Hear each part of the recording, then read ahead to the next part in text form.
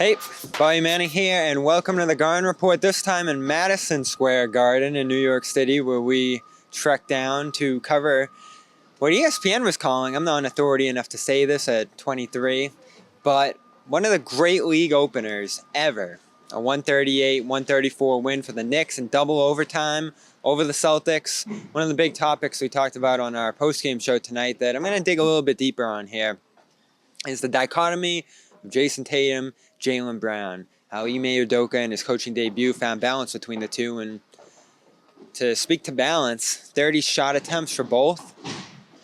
It's pretty good in terms of just divvying out opportunity between the two. But you also saw during this game large segments where Brown would lead the offense with Tatum off the floor, and Tatum would correspondingly take over the offense with Brown off the floor.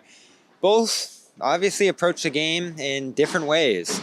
Tatum, methodical, half-court based, isolation, finding his matchups, attacking, and passing out of double teams. Those are the kind of situations that they want to leverage Tatum, but not an efficient game in any regard. 7 for 30, misses a potential game-winning shot from 15 feet in the final play there. Or maybe some would have thought you would go with the hot hand and Brown there. Maybe Udoka goes in a different direction and chooses Tatum. Or Tatum, with some ability to freelance, finds a spot there with a shot that he liked and took it. Overall, though, not a great approach to Tatum's game. I asked Ime Udoka about falling into isolation, which is something he has criticized his team for doing heavily throughout his time here with the Celtics. And he was okay with the extra dose of isolation, attacking mismatches, finding matchups that the Celtics feel advantageous in. You think of Evan Fournier on switches. Kemba Walker certainly, where Jaylen Brown was able to attack quite a bit in transition. Those are situations where the Celtics felt good about going head on. Even if it didn't make for the most efficient game ever, they got to the post, scored 8 of 10 early, hit their threes out of those mismatches. The offense, for I'd say most of this game, functioned pretty well. He scored 134 points in a game and do it efficiently like they did. I think the offense flowed in a good position. Now Tatum, what Ime Udoka doesn't like about him that we've heard throughout training camp and into this first game is when he finds those mismatches and settles. And we did see that from him a little bit here today. Situations, especially late in this game, and let's make no mistake, both teams were dead. Julius Randle was thrilled to get home. He didn't even want to eat after this game, he was telling ESPN, because of how dead everybody was. Rob played 45 minutes in this one. That's the kind of game we had here, where it probably became difficult to grit and grind into the interior, and Tatum did do it once for one spinning and one that gave the Celtics their best chance to win this one, gave them a lead before a couple Knicks baskets that closed us out, including the dagger by Derrick Rose in that second overtime. Tatum's approach varied throughout this one. What frustrates me the most is as we switch over to Jaylen Brown here, I was keeping tabs on how long it took the Celtics to get a rebound, establish themselves on the defensive end, and fly to the other bucket in transition. Especially between the first and the second quarter, because the Celtics were flying in transition, being led by Jaylen Brown early in this game, who scored, speak to efficiency, I believe 16 points in the first 4 minutes of this game.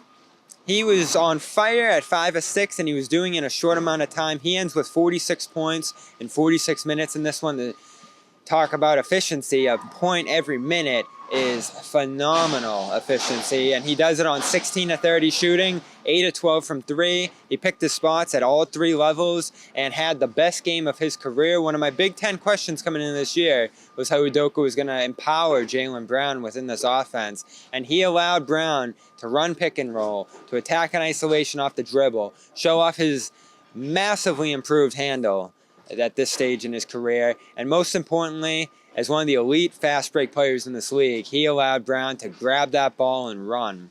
Early on, you saw possessions where in basketball time, to be key here, Brown took the rebound or grabbed it from a turnover that someone else sparked and went from the defensive end to the basket, creating a shot attempt, or 3 in several cases, in 1 second, 2 seconds, 4 seconds, 5 seconds. Averaging it out in that first half, I came to a 7.7 second average from defense to offense throughout the course of this game. Now, switching over to Tatum through the later portions of the second half, you saw 10, 5, 8, 16.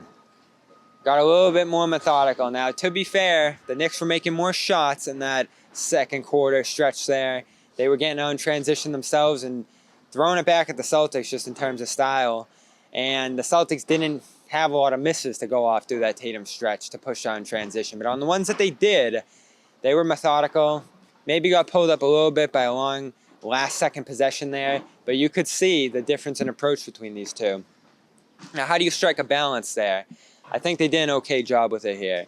The problem is that Brown isn't quite the passer Tatum is at this point. Tatum just isn't that hard bulldog, bowling ball, transition player that Jaylen Brown is. And he prefers to be more methodical and break guys down. And that's this balance that they're going to have to strike between these two.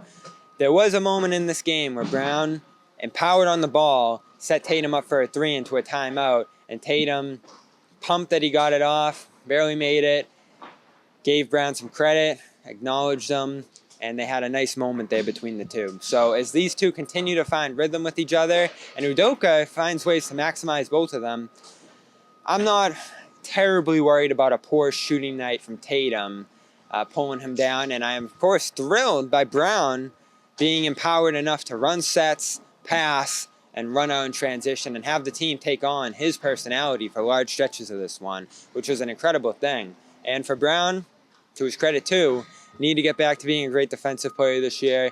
He was blowing up plays left and right as the Celtics were climbing back from down 11 late in that game within the last 4 or 5 minutes there to forcing overtime. And in overtime, still creating turnovers, to the point where he missed a dunk, a key dunk down the stretch there after a quick turnover. But again, my issue with overtime is relative to what the Knicks were doing too. Also botching possessions, missing wide open shots, settling for threes, and just looking overall dead in their approach. So exhaustion set in late in this game. I think that's to blame for a number of the execution issues that the Celtics ran into in this one. But no less, they did miss a organizer on the floor. And for now, Jaylen Brown, Jayson Tatum have not proven to do that. But these two are right up there in terms of scorers in this league with just about anybody right now if they can get to their spots, be empowered, and be accentuated by the players around them, which Grant did well on offense. Rob did well in this one after a tough preseason. And they need a little bit more from the young guys. Ultimately, I think Al Horford, Josh Richardson are going to be able to provide some of the things that they need in that regard, though. So any thoughts about how they utilize Brown and Tatum in this one? Did you have a problem with the last shot to end overtime, or fourth quarter, rather? Let us know in the comments below. And, of course, stick with us throughout the season as we head back to Boston for a Toronto game. I'm not optimistic about my Raptors, so that's a good sign for the Celtics. CLNS Media, Celtics All Access, The Garden Report. Check out our post-game show, post-game interviews on the main channel, and segments. We did a Jaylen Brown one earlier where we were worried about the breathing. He said his breathing got tougher in the later stretches of this game, but overall he felt fine, and he looked more than fine. It looked as good as he ever did after some worries pregame. We almost feel stupid talking about that, but we'll see how it progresses as the Celtics travel quite a bit early this year and play quite a few games in the early stretch of this season. So Bobby Manning, New York City, Madison Square Garden. Check out our next segment on Marcus Smart's performance, the other pillar of the Celtics here, also here on Celtics All Access.